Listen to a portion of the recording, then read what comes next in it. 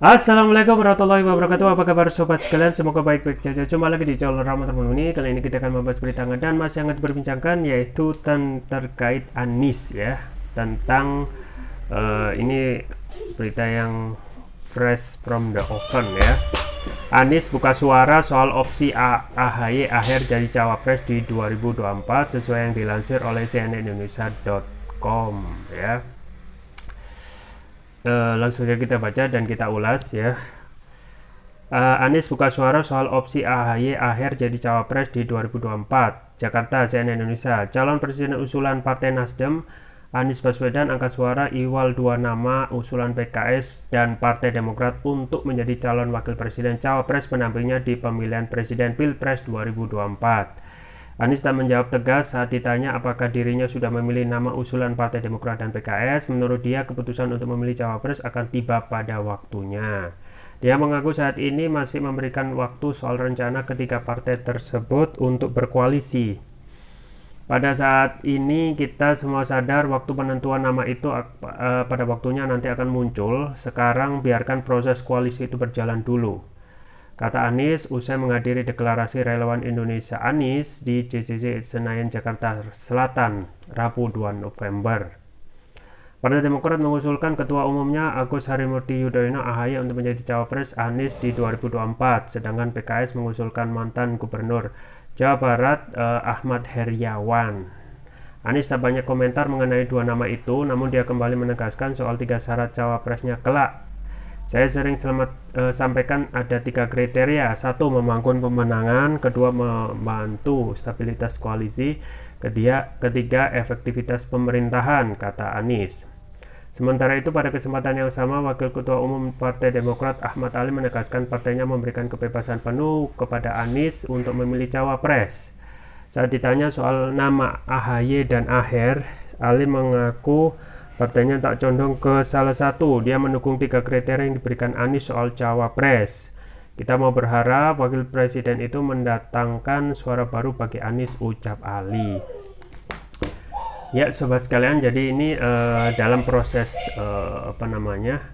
penjajakan koalisi dan juga Anies saat ini kalau kita melihat memang belum bisa menentukan cawapres ya.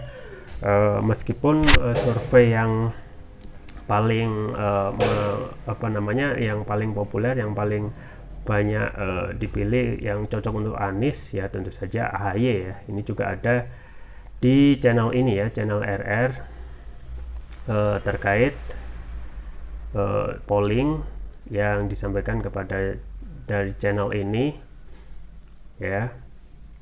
Kita bacakan langsung untuk hasil pollingnya.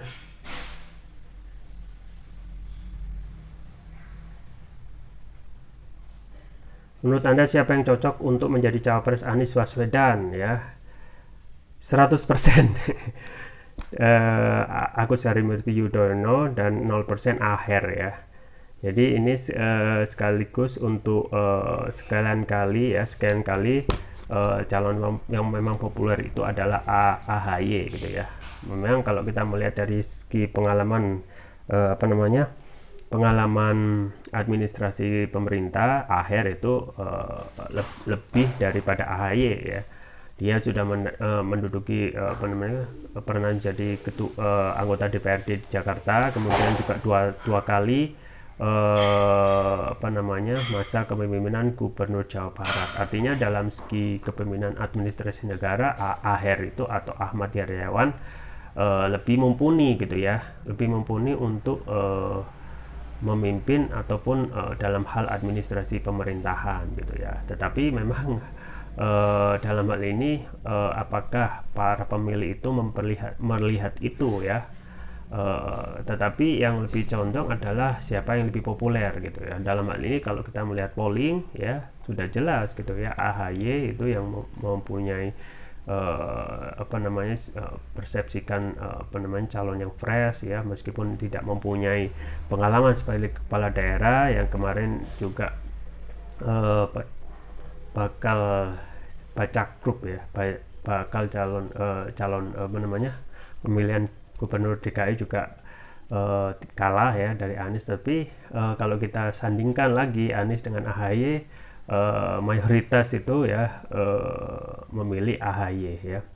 Tetapi permasalahan yang ada di depan mata ya yaitu antara koalisi ya, kepentingan masing-masing koalisi yang sama-sama ya menginginkan ya kursi cawapres ini itu ya didukung diisi oleh orang dari partai koalisi itu ya masing-masing ya, PKS dari AHER ya, kemudian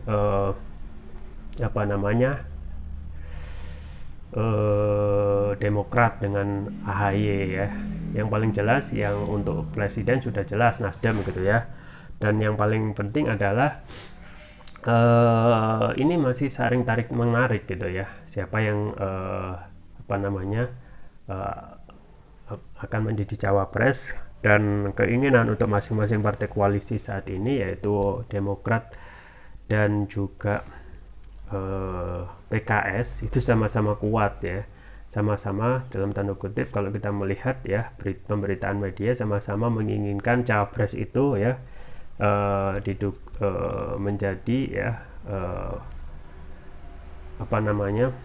bagian ya dari ataupun partai koalisi itu ingin memajukan calonnya itu ya menjadi cawapres ya, meskipun kalau kita melihat posisi cawapres itu kan dalam faktanya ya tidak begitu mempunyai ya taji gitu ya, karena kalau kita melihat misalnya untuk pengeluaran kebijakan-kebijakan itu yang mengeluarkan presiden gitu ya, dan kemudian juga kiprah dalam pemerintahan ya saat ini yang kita lihat misalnya pemerintahan sekarang untuk kasus-kasus dan juga untuk persoalan politik dan juga perekonomian rakyat itu yang menentukan presiden, dan seakan dalam ini ya perannya tidak kelihatan gitu ya, tapi ini sekarang memang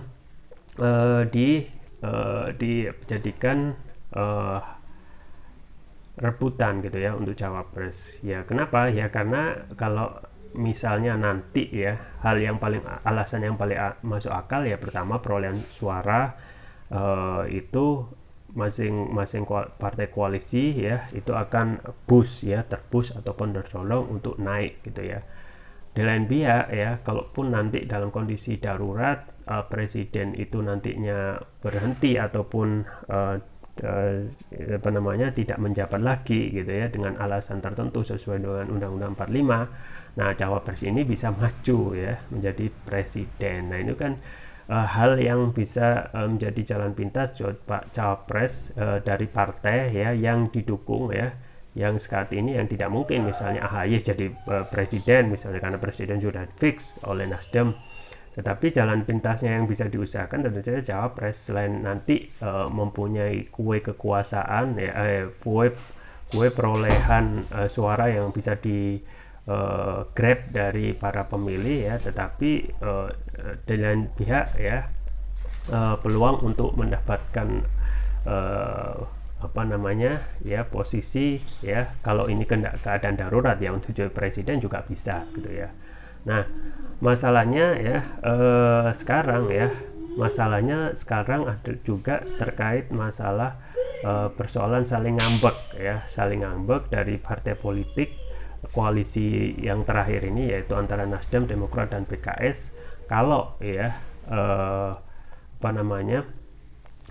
orang-orang dari partainya masing-masing itu ya tidak jadi cawapres. Nah ini kan persoalan gitu ya. Nah ini juga menjadi batu sandungan gitu ya nanti kedepannya Pak Anies ya, kalau semuanya koalisi terakhir ini ya yang kita ketahui ini adalah koalisi di luar istana bubar, maka cuma ada skenario koalisi ya yang ada koalisi istana gitu ya. Kita ketahui KIP ya dalam tanda kutip sesuai pemberitaan media ya itu ya bentukan dari istana ya, antara Golkar, PAN dan P3 ya memperoleh 148 kursi. Kemudian juga koalisi Kebangkitan Indonesia Raya dari Gerindra dan PKB itu ya yang memperoleh 136 kursi. Kalau dari KIP ya yang paling memungkinkan untuk dijadikan calon ya orang-orang istana, yaitu pun nanti ya kemungkinan juga akan berkoalisi pada akhirnya ya, ini cuma prediksi, akan berkoalisi dengan PDIP juga ya. Jadi KIP plus PDIP ya jadilah powerful ya, dan mencalonkan calon-calon dari istana, yaitu siapa, Ganjar gitu ya. Kemudian cawapresnya antara Sandiaga Uno ya. Nah kemudian untuk Prabowo misalnya, untuk koalisi Kebangkitan Indonesia Raya ya, kita ketahui Prabowo ya kalau nanti pun jadi bisa Caimin ya, tapi kemungkinan memang sangat susah ya Caimin ini, karena ada tabungan yang dalam tanda tabungan kasus yang saling menyandra gitu ya, masing-masing ya politisi ini yang dahulu mempunyai masalah. Misalnya Caimin akan diungkit lagi dengan kardus durian misalnya ya.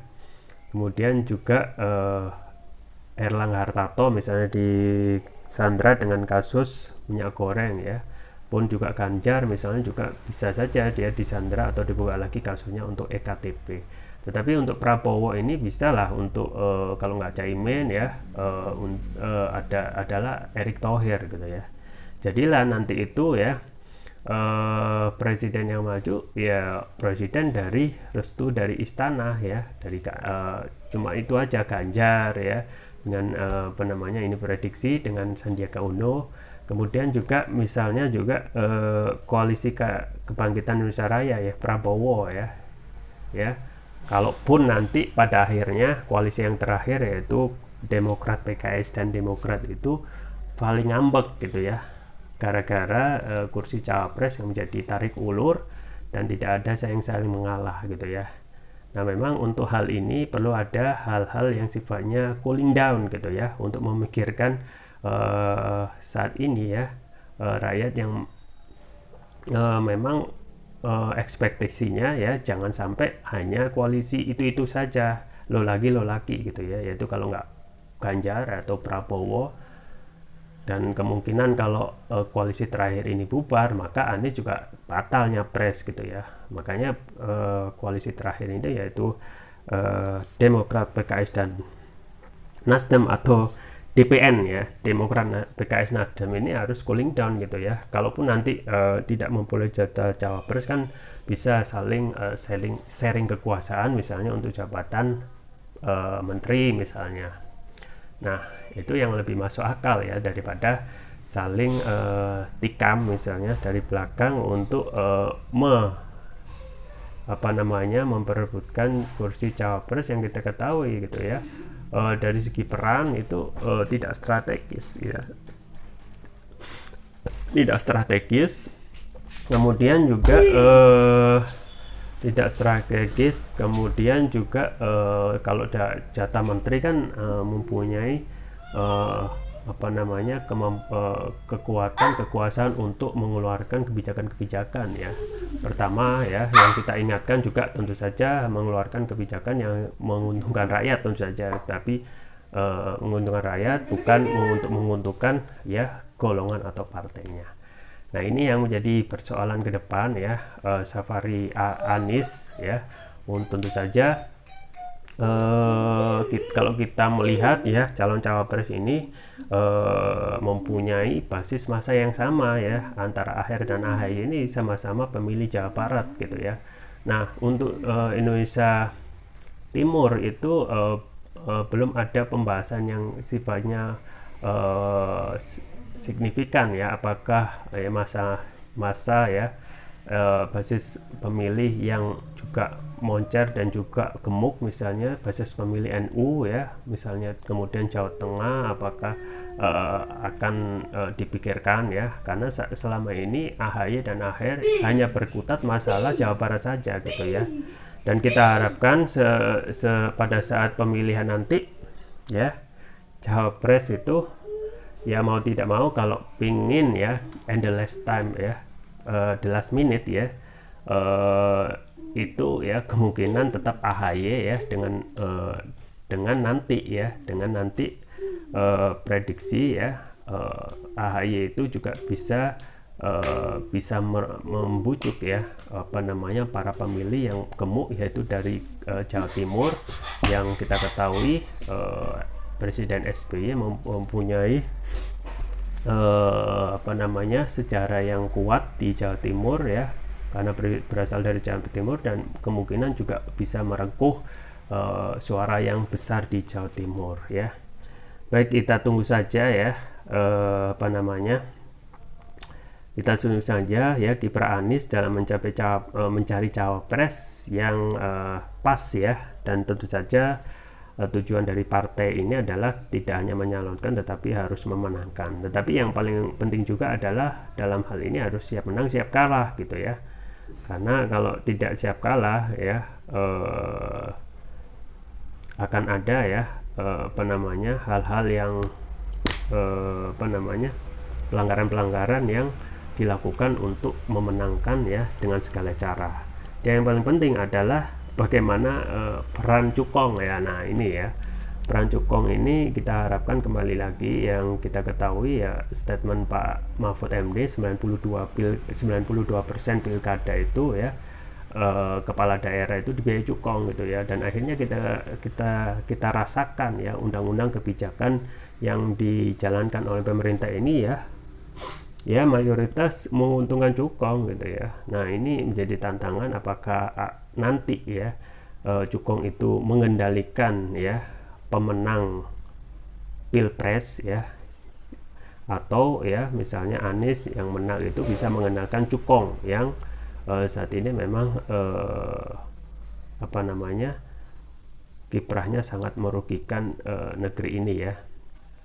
Baik, kita bacakan sebelumnya ya tentang polling di channel RR ini ya, terkait dengan P3 ya. P3 akui sejumlah kader lebih setuju Anies jadi capres 2024 ya.